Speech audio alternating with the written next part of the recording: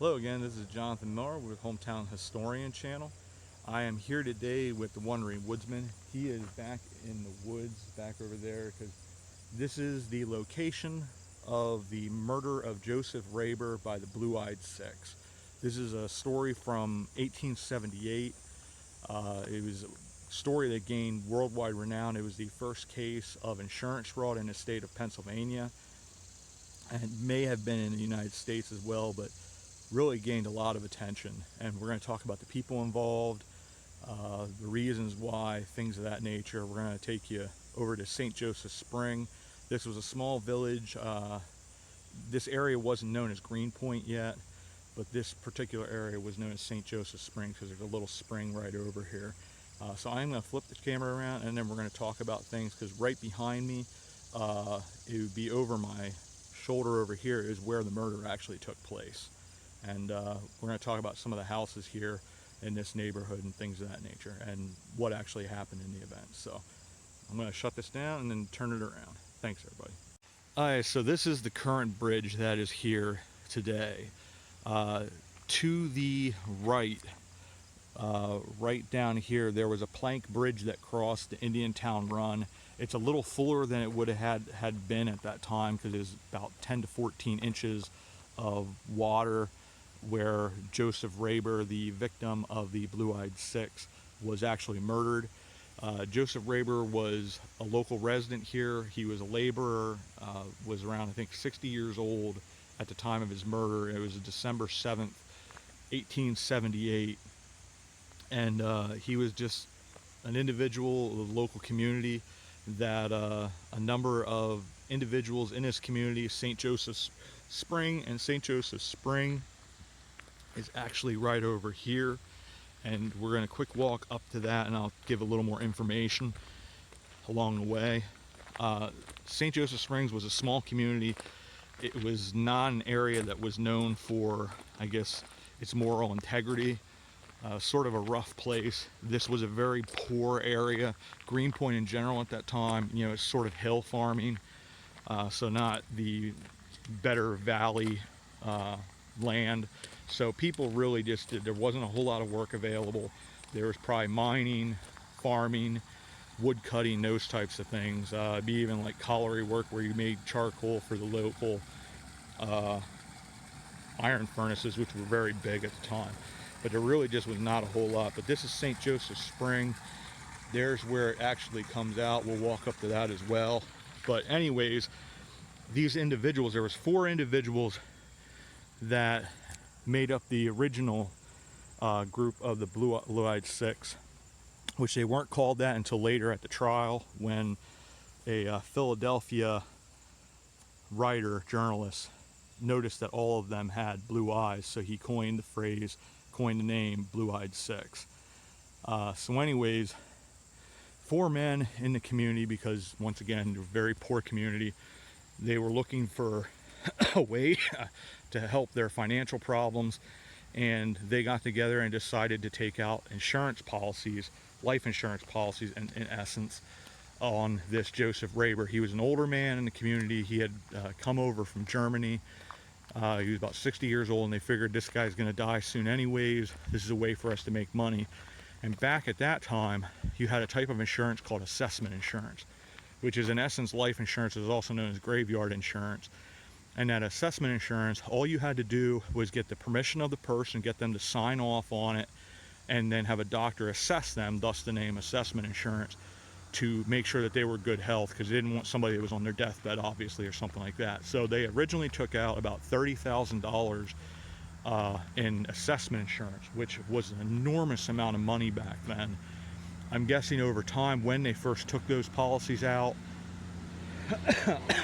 they were hoping that he was going to die shortly thereafter, and over time, when he wasn't dying, he was continuing to be spry and handle himself well. And I guess in a way, they had gotten him to sign off by promising to take care of him and his needs.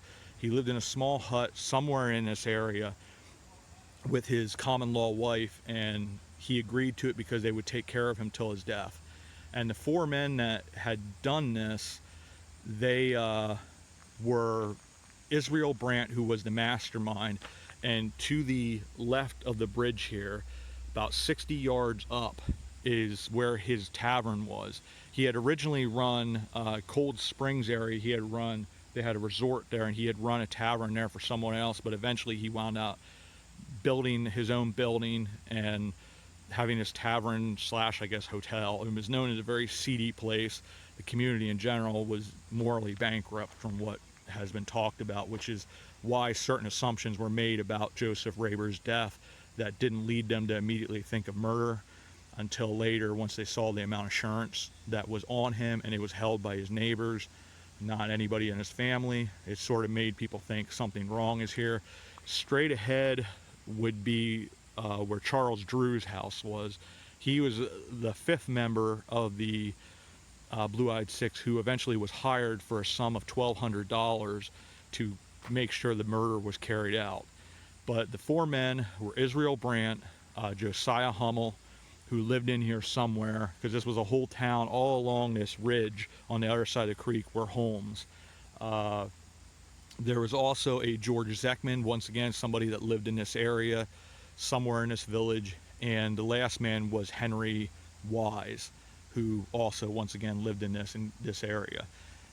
So they had gotten to the point where he wasn't dying, and I guess either when they finally decided they were going to help him along to death, that they decided that it would be best. I believe a vehicle's coming down through here.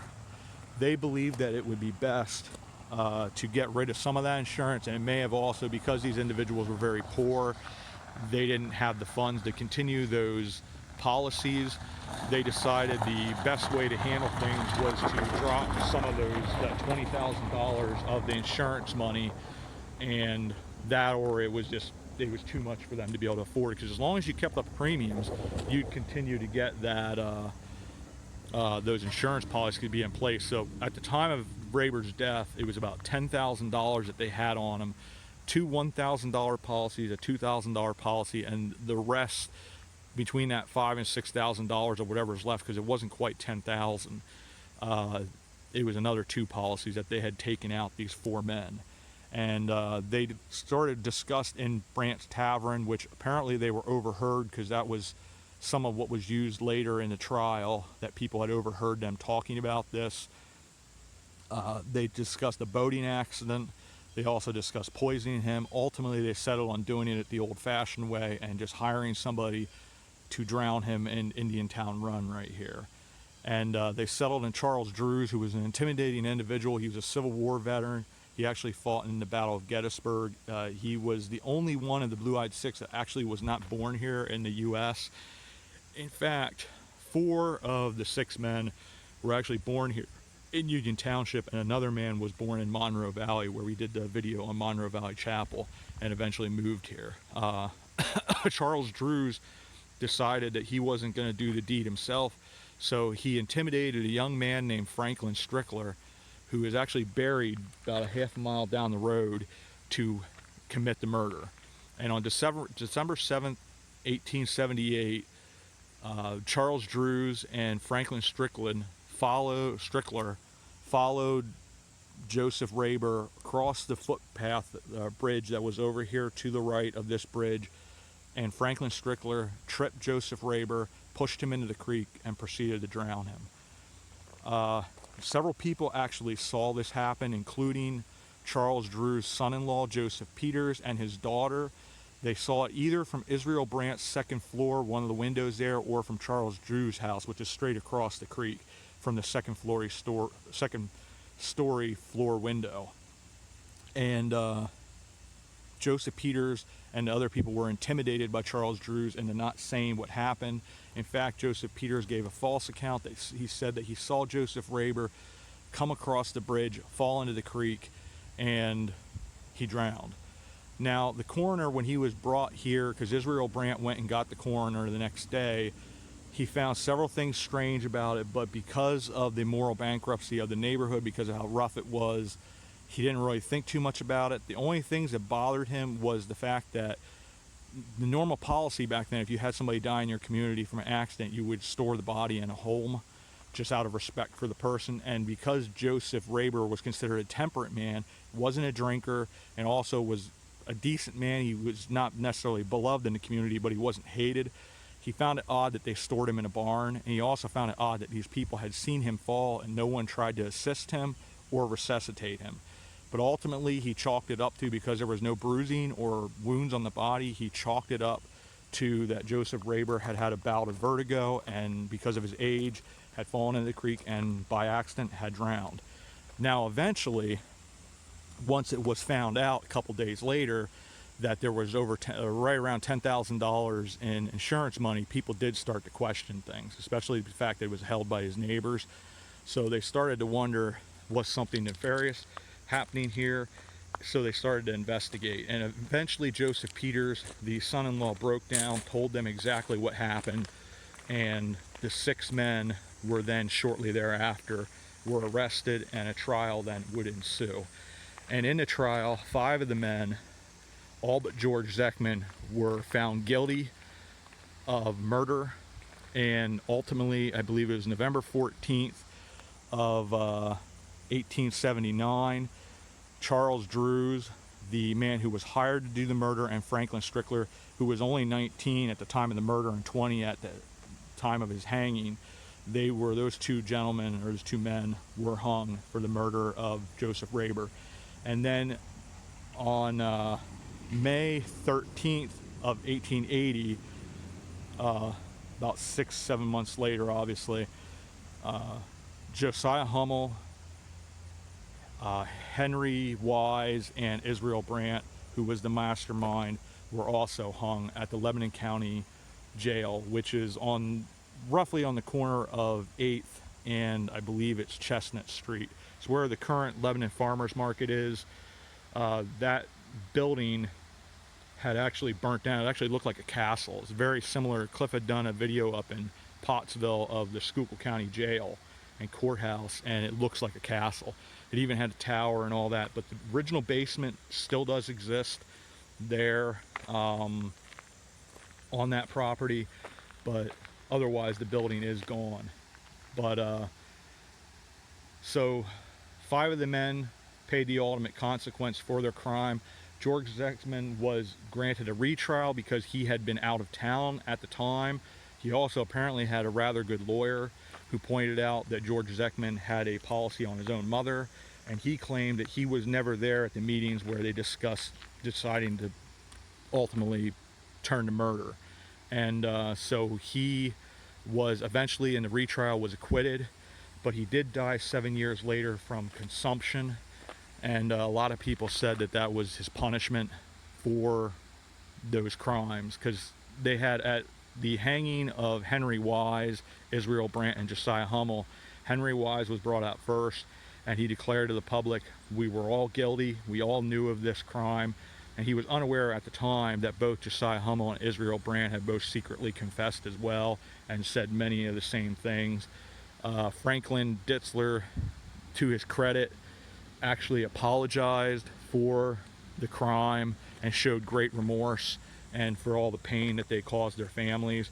Charles Drews, I believe, also confessed, whether he was apologetic or not. Apparently he was a pretty scary dude.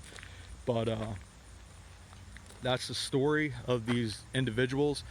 Unfortunately, because of their greed and in a lot of ways desperation creates desperate people, and they do desperate things, they took it upon themselves to take the life of an innocent man and ultimately cost themselves, 5 of them, cost themselves their lives, and ultimately as well their families became in essence pariahs within the community.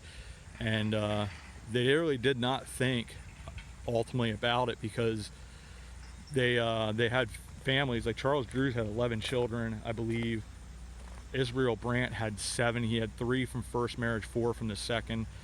Another gentleman as well had 7 children. I believe George Zechman had 7 children, and Henry Wise had 3 or 4. So huge amount of descendants, like people that directly had to deal with that. Franklin Strickler was only 19, but his parents suffered greatly because of that, not only losing their son, and Josiah Hummel had just recently been engaged, so had no children, but it was one of those things where, you know, his family paid the consequence. for their crimes. So it's a lesson in a way of our decisions and how they affect others. But we are going to go next. About a half mile down the road is Franklin Strickler's grave, so we're going to go visit that because he was not allowed to be buried in any cemetery because he was a murderer.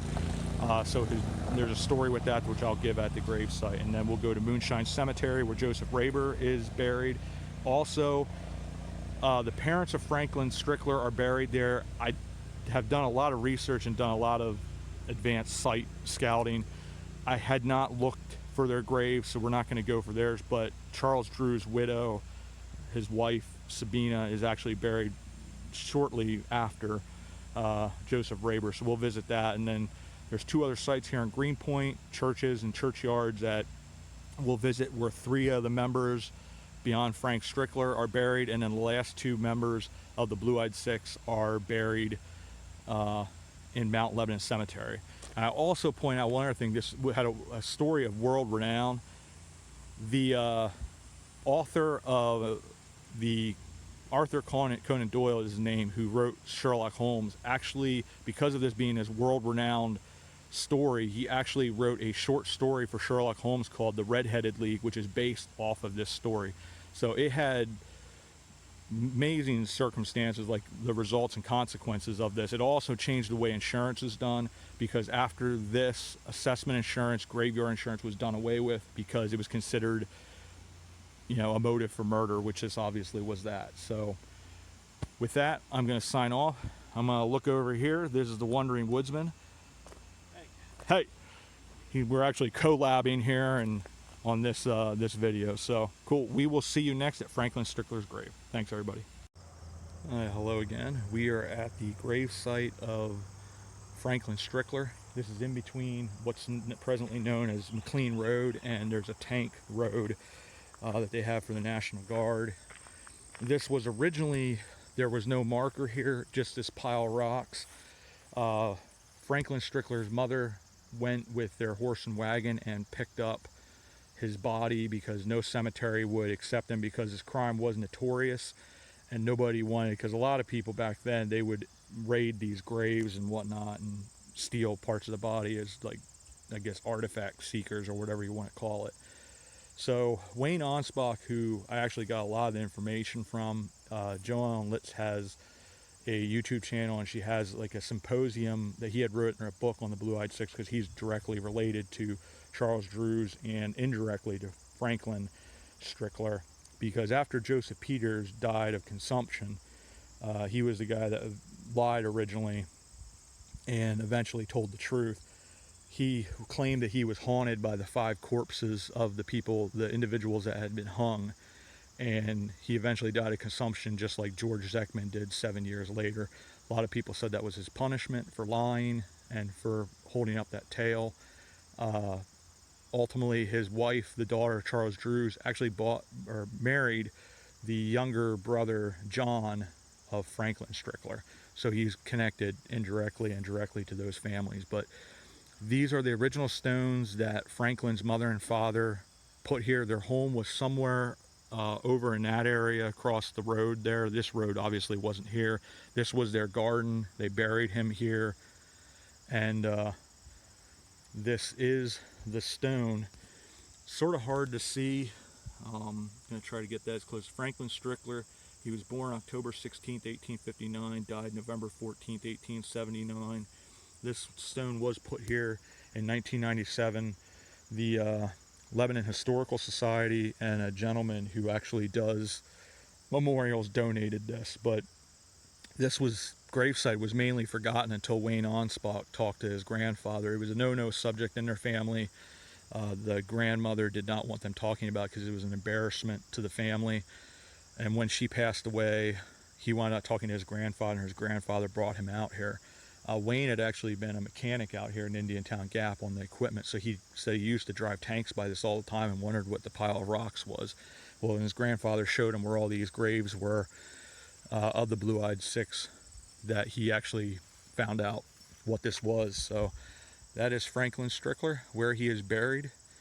And we are going to go next to Moonshine Cemetery, where Joseph Raber is buried, and also, like I said, Sabina Drews, the wife of Charles Drews is buried there as well. Franklin Strickler's parents are buried there, but I'm really not sure, and I didn't have time to look their graves up. But we'll talk a little bit about that, and then also some of the hauntings and things that have to do with the Blue-Eyed Six there at the Moonshine Cemetery.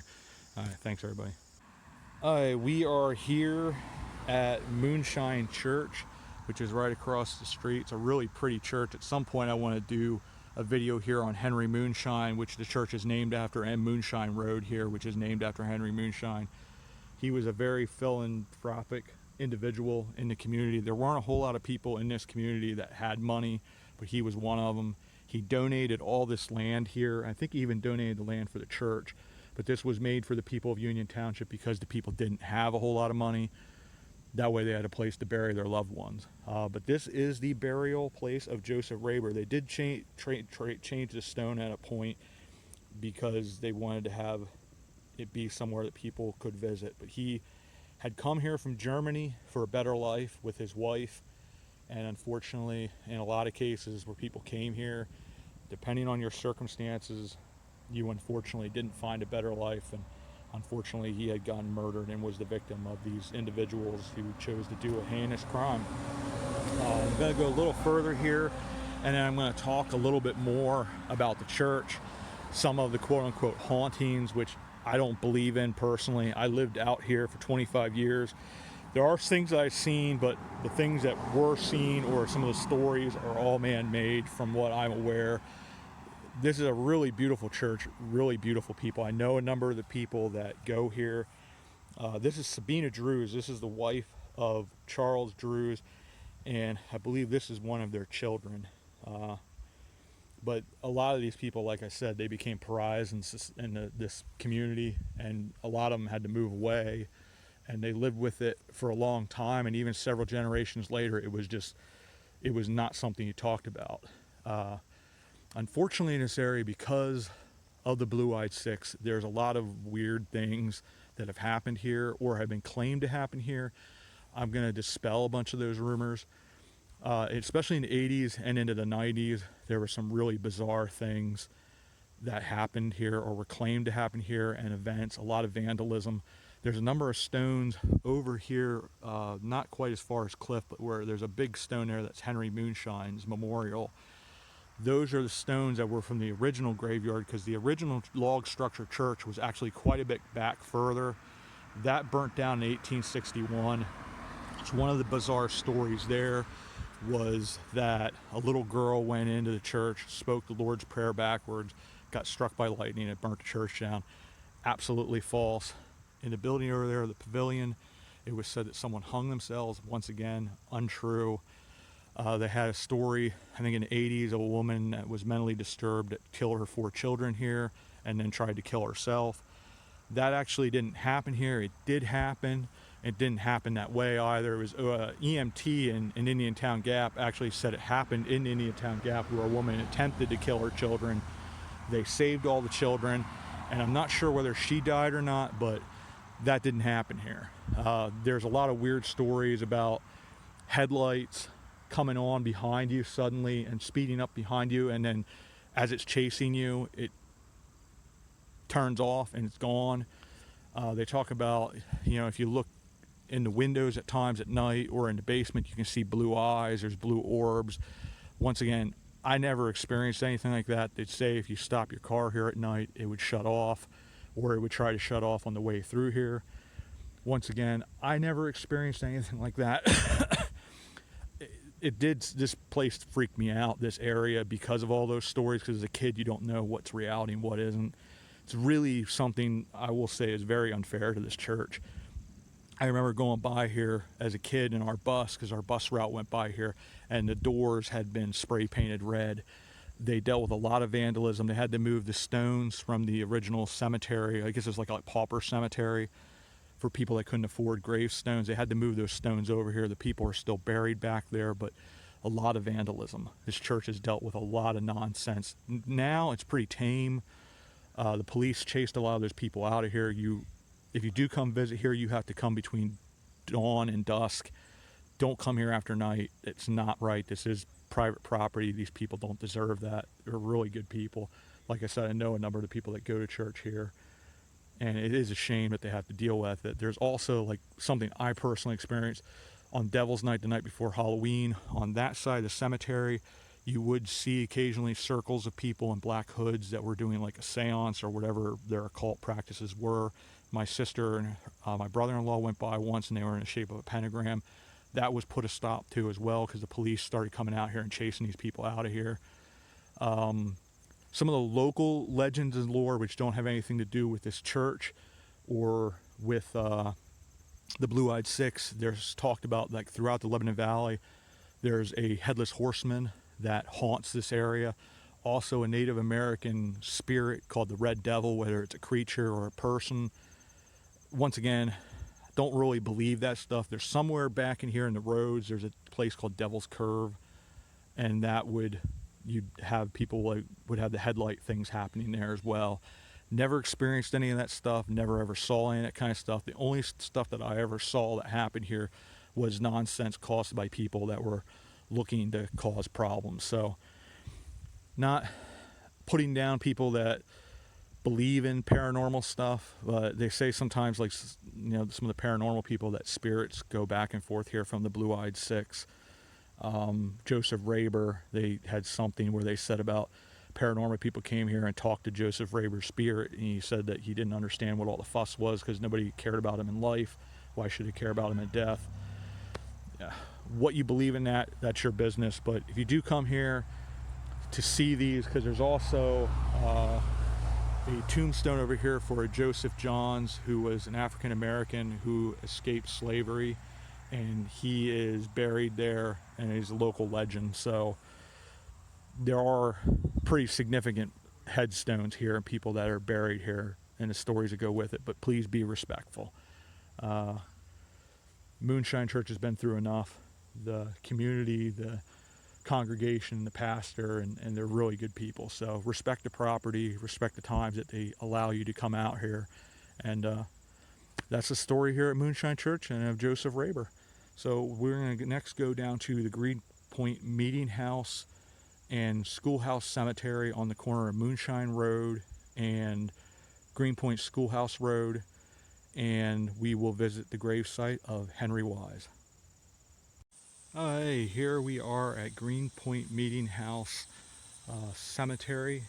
The meeting house and schoolhouse used to be right over in here. The building was eventually moved because I believe it was going to get destroyed, and somebody bought it, and it's actually over on Ridge Road here in Greenpoint, where it's used as somebody's personal home. When I do the Greenpoint town video, I will actually visit that. It's a private property, so we can only film from the road, and I don't want to do too much filming because you can upset property owners when you do that. But this is where Henry Wise is buried, and this is his tombstone here. Henry F. Wise. He was only 34 years when he died. He was in the second group of men that was hung at the Lebanon County Jail on May 14th, 1880. He was one of the investors. He worked as a miner, and a lot of the guys worked as laborers. He actually had 3 or 4 children that he left behind, and he, I believe, is the only individual of the Blue-Eyed Six that was born outside of Union Township, other than Charles Drews, who was born in Germany. A lot of the guys were in their 30s. I think Israel Brandt was in his 40s when this all went down. But an interesting story about this, shortly after his burial, someone came here, relic seeker or whatever you want to call them, and they came here and dug up the grave and stole his skull. Now, they didn't cover their tracks up very well, and eventually were found, and a skull was returned. But that's another one of those ghost stories that they say Henry Wise is going around the area looking for his skull, or haunting areas. And then I think the Lebanon County Prison down in the basement that still remains from the original building after it had burnt down, paranormal people went in there. He was the one member of the Blue-Eyed Six that talked to him, and he just said simply, "I am dead," which was true. So we will go down the road here. This is Greenpoint School Road here, and that is Moonshine Road. About a mile and a half, 2 miles down the road is Sadison's Lutheran Church Cemetery, and that's where 2 more members of the Blue-Eyed Six George Zechman, who was the only member acquitted, and Josiah Hummel, who are buried in that cemetery. So we will see you there shortly. Hi, we are here at Sadison's Lutheran Church. Actually, we'll be releasing a video on this cemetery and church. This is the gravesite of George Zechman. He was the only member of the Blue-Eyed Six who was actually acquitted, though the other members of the Blue-Eyed Six did say that he was guilty. He and his wife Annie are buried here. I believe they had 7 children, if I remember correctly. He was just a common laborer, but he lived 7 years and then wound up getting consumption, which they believe he got probably those problems because he was in jail for a while during the trial and that type of stuff, and he might have gotten it from then, and it just, you know, a lot of people said that was his punishment. And over here is the gravesite of Josiah Hummel, and he was one of the members like Zechman who had invested in the insurance. He was actually pretty young, only in his 30s, and he had just gotten engaged, made a really bad decision there. So he was only like 31 roughly, a little over 31, but that's his original stone. And then there's a marker right below it, and they do spell it. It's not like Josiah, it's like Jesiah, but that is a number of the members. I believe he was born in Union Township, and it was either him or Henry Wise that were born over in Monroe Valley, and he was another one of those as a common laborer. But he confessed to it as well, and he was hung on May 13th of 1880. And one thing I will point out about the stone at Henry Wise, it actually says May 14th when it was actually May 13th, so the date was actually wrong on that stone. There's the Wandering Woodsman again. Really pretty church out here. A couple Revolutionary War vets. This church was named after Peter Sadison. There's actually a really cool stone over there that Cliff is filming. That's Elizabeth Kreiser, who it says on the stone she was a Susquehannock, so she was actually of Native American descent. But it's a cool place. It's a cool place to visit. It's out here in Greenpoint along Greenpoint School Road. 2 of the Blue-Eyed Six are buried here.